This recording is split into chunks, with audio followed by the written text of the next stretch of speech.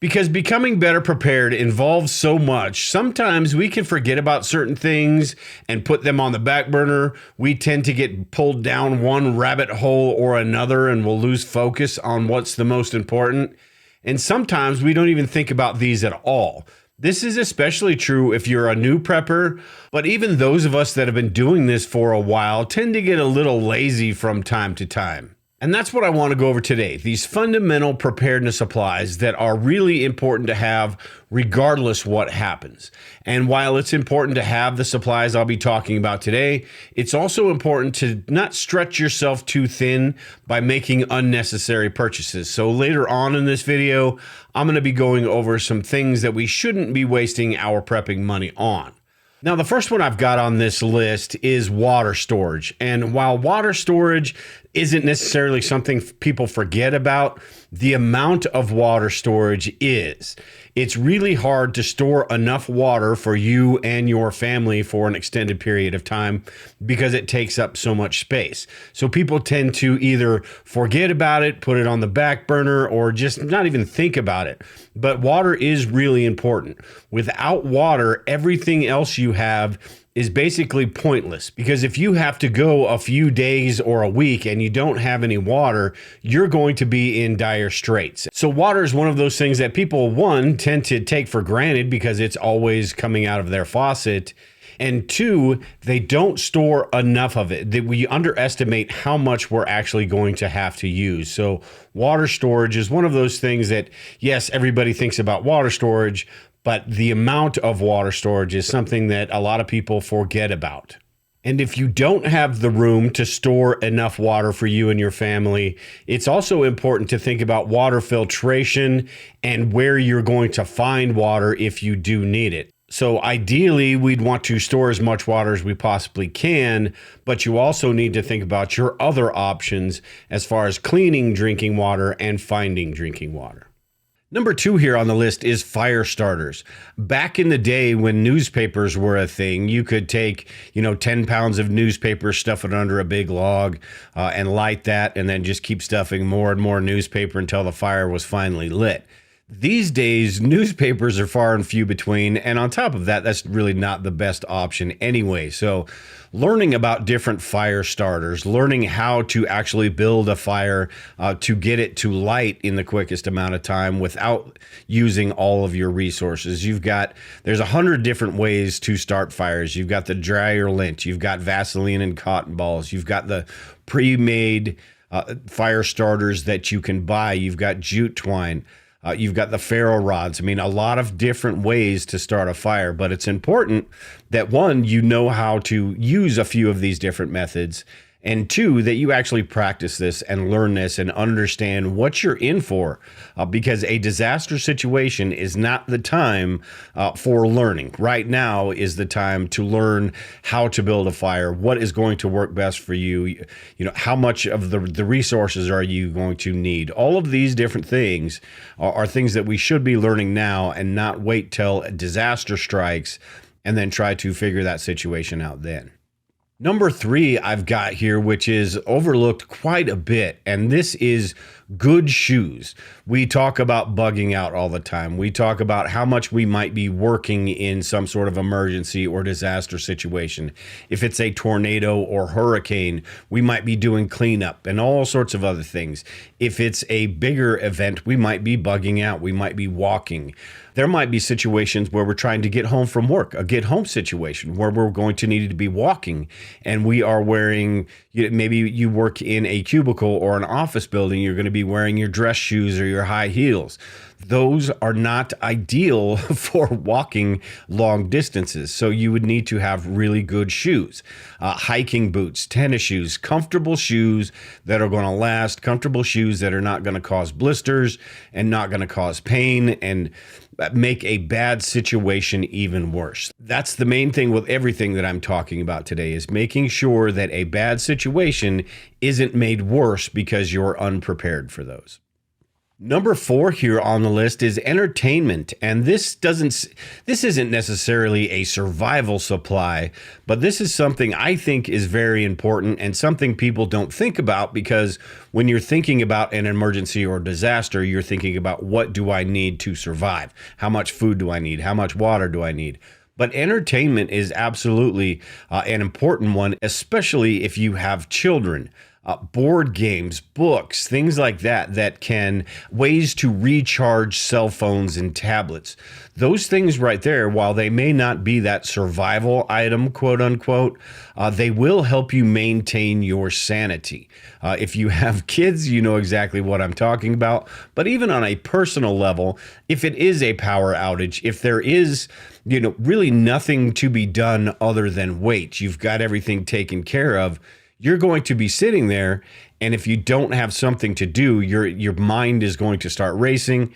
Having entertainment supplies helps you, keep your morale up, and it really does serve a purpose. So I think having those entertainment supplies, and they're pretty easy to store, you probably have them around your house anyway.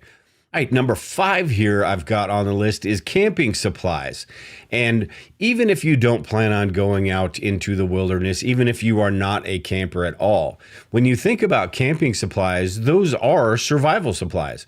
You're going out into the wilderness intentionally, but you want to survive while you're out there doing it. So camping supplies absolutely are survival supplies. You've got the mini camp stoves, the coolers, the grills, the tents, the sleeping bags. All of those things are the same exact things that you would need in an emergency or disaster grid down situation. So having those supplies, regardless whether you go camping or not, and using those supplies and learning how those supplies are going to work for you is also important. But having those, I think, is a good way to jumpstart a preparedness plan, and also gives you other options. Yes, most of us these days have a propane grill, depending on where you live.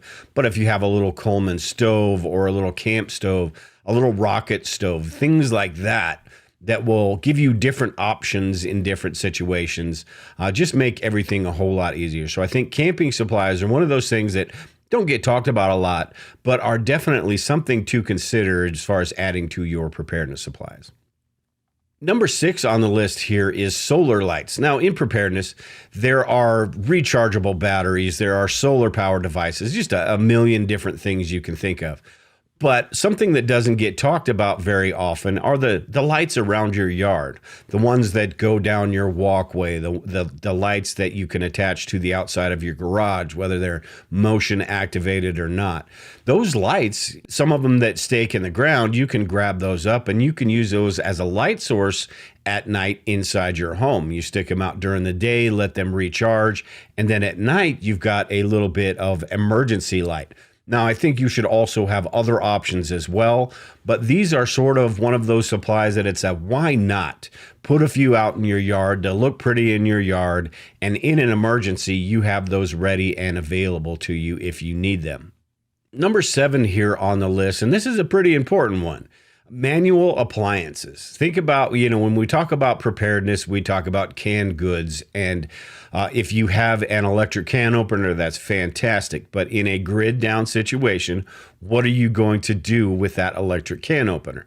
Most people these days don't have a manual can opener. So I think that is one of those, just put it in your junk drawer. Make sure you get a good one. Make sure it's a quality one. And put it in your junk drawer. You may never use it, but it's going to be something that you're really glad you have in a disaster type situation. Coffee makers, this is the same type of situation, right?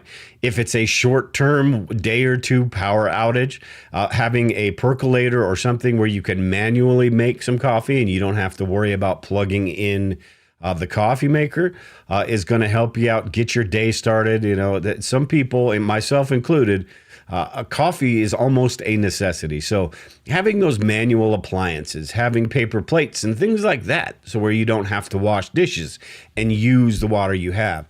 Think about all those things that would, your daily routine, the things that you don't even give a second thought to. How would you do that in a disaster or grid down situation? Number 8 here on this list of overlooked items to stockpile. is a preparedness library, books and manuals, things that these days we get online and we can look up just about anything. We can get the answer to just about any question we have. In a disaster, that is not going to be the case. So these days we can look up really easily about how to filter water. What's a DIY method to filter water? In a disaster situation, we may not have that information available to us. So it's important to download and have physical copies of some of those things, whether it's books that are written, and there's plenty of books that are written on all of these different things as far as medical supplies or field manuals, all sorts of things that we can either download and put on a flash drive or print out and make a hard copy and put that in a binder. All right, so number 9 here, I've got gardening tools and seeds. And gardening tools, including shovels, hoes, rakes, all of those things that we don't necessarily think of as preparedness supplies, but they absolutely are. And seeds are another one which you need to actually learn how to garden. Having the seeds is one thing, but actually getting those plants to grow and understanding how that works is another. But I think seeds is something that a lot of people just sort of overlook. They think about the long-term food storage. They think about the canned goods. All of that is super important, but what happens if you need to grow your own, if something does last a very long time and you have to grow your own food? On top of that, the learning process as far as growing your own fruits and vegetable, one, it's better for you. You know exactly what's in the food, but it can be sort of therapeutic as well. It could be something that you enjoy. There are plenty of different methods. It doesn't have to be, you don't need to have 15 acres to garden. There are container gardening. There's a lot of different options, hydroponics, aquaponics, a lot of different things that you can try and do. And it's a really good skill to have because you just never know how long something's going to go on. All right, so number 10 here, and again, this is something that people don't necessarily think of as a preparedness supply, but it absolutely is, and that's fire extinguishers, smoke detectors, and carbon monoxide detectors. Now, these things, in a disaster scenario, a lot of these on this list are about a situation that's already bad. You don't want to make it worse. And when you think about a grid down situation, or in the middle of winter, you're trying to heat your home, you're trying to light your home, if you're using candles or an open flame, those could make a situation that is already bad and already stressful even worse. So making sure you have those carbon monoxide testers, making sure you have those smoke detectors, making sure you have a few fire extinguishers around the house just in case something happens, because even as safe as we possibly can be, accidents happen all the time. And I think it's important, not just for preparedness purposes, but in general, everyday use. I think it's important to have a few fire extinguishers, smoke detectors, and carbon monoxide detectors around the house. It's just the smart thing to do. At number 11, I have trauma supplies, and we all probably, or we should have, all the first aid supplies, the Band-Aids, the gauze pads, the tapes, and things like that. But some of these trauma supplies are really important as well. And I'm not talking about the chest seals or the nasopharyngeal airways and things like that. What I'm talking about is some of the more basic trauma supplies like the cat tourniquets, because you just never know when you're going to need one of those, and that's easy to learn how to use. You've got the battle dressings or the compression dressings, because sometimes just having those gauze pads is not going to be enough.